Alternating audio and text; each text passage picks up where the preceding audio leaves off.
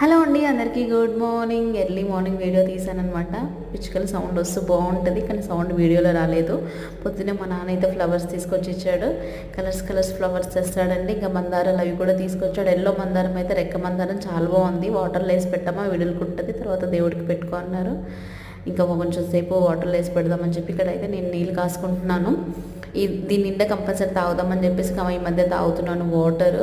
ఎందుకంటే early morning water మనం ఎక్కువ ఎంత తీసుకుంటే అంత బాడీకి అని అనుకుంటాను. ప్రతిరోజు ఈరోజు తీసుకుందామని, కానీ ఏ రోజు ఆ రోజు మిస్ చేస్తూ ఉంటాను.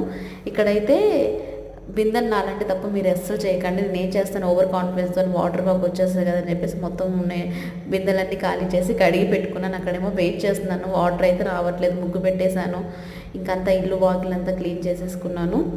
ముగ్గు బాగుంటే కామెంట్ చేయండి ఫ్రెండ్స్. వాటర్ అయితే ఎవ్రీడే మాకు 7 to 8 వస్తుంది, కానీ ఈరోజు రాలేదు. ఇంకా ఇక్కడ అది రాగి చెంబ అయితే మా అమ్మ నిన్న పెట్టింది. ఇంకా దీంట్లో తమలపాకు చెట్టు రావట్లేదమ్మా అని చెప్తే అక్కడ ఉంటే ఇక్కడ మార్చమ్మంది.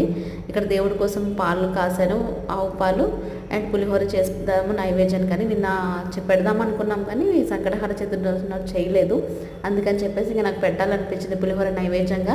పొద్దున్నే పులిహోర కలిపాను. నేను పల్లీలు అయితే ఫస్ట్ సపరేట్గా ఆయిల్లో ఫ్రై చేసుకుంటాను. మీరు ఎలా చేస్తారో నాకు కామెంట్ చేయండి. నేనైతే పలుకులుగా పులిహోరలో తింటూ ఉంటే బాగుంటుంది, కరకరలాడుకొని. కొన్ని ఎండిమిర్చి, పల్లీలు, కొన్ని పప్పులు అయితే ఫస్ట్ నేను సపరేట్గా ఆయిల్లో ఫ్రై చేసుకొని అది ఫస్ట్ అన్నంలో కలిపేసుకుంటాను ఇలాగా. దాని తర్వాత పులుసు మరిగిన తర్వాత దాంట్లో మామూలుగా పచ్చిమిర్చి, కరివేపాకు, పసుపు అది వేసి ఉడకబెడతాను కదా. దాని తర్వాత అది కలుపుతాను. ఇంకా పూజ కోసం అయితే సిద్ధం చేసుకుంటున్నాను. నేను సంకటహార చతుర్దశి పూజ బాగా చేసుకున్నాను కదా.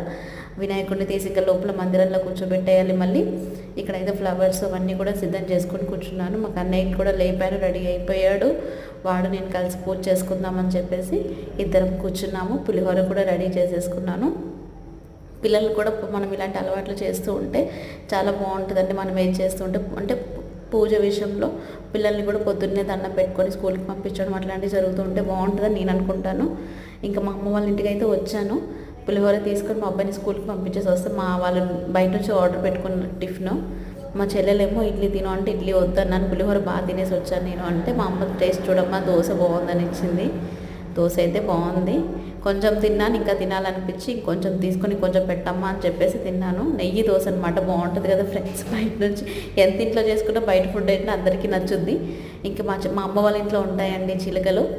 అవి కీచ్ అంటుంటే బాయ్ చెప్తున్నాను వాటికి. సో ఇది ఈరోజు మినీ బ్లాగ్. ఇది నచ్చితే కామెంట్ చేయండి, ప్లీజ్ సబ్స్క్రైబ్. బాయ్.